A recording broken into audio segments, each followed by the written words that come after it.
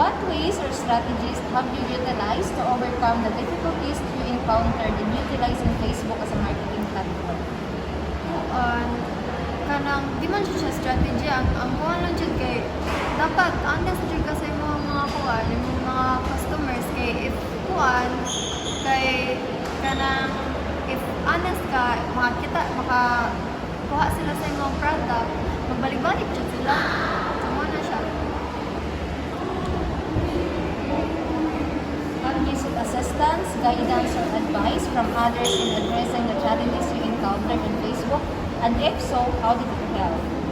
Oo, kanang namo ko business partner so mag-kuan jud may mag-communicate jud may kung saan na pag-address ani yung mga problems before mo reply sa mga kuan dito mga ipog assistance niya like kung sa man ako ikuan ani na mag-advise ko. And last, can you recall or describe a particularly challenging situation you faced while using Facebook for marketing and explain the following strategies you employed leading to positive outcome in your Facebook marketing efforts? So one experience na ko kay nagyud toy usa ka customer ka usa ra sa jud ko naka-experience ani nga nagpa-deliver siya ani ako delivery via Maximan so kanang nagnay ko sa iyang location, di ko sa exact location, then ang ako yung buhaton kay kuha ako sa Maxim, ako yung screenshot niya, ako yung send nila para i-confirm if mo ba dyan ang location. Niya, ani man ito po, i-confirm niya. Dayon, naabot na ang driver, i-deliver na sa driver dito sa location. Then, pagtawag sa driver, lahi na yung location niya.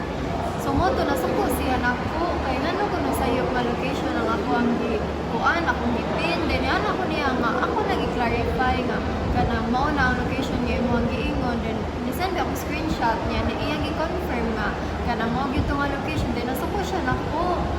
Then ang iyang gi-request kay kanang magpa-refund ko na siya, kay kanang Gcash na siya nibayad.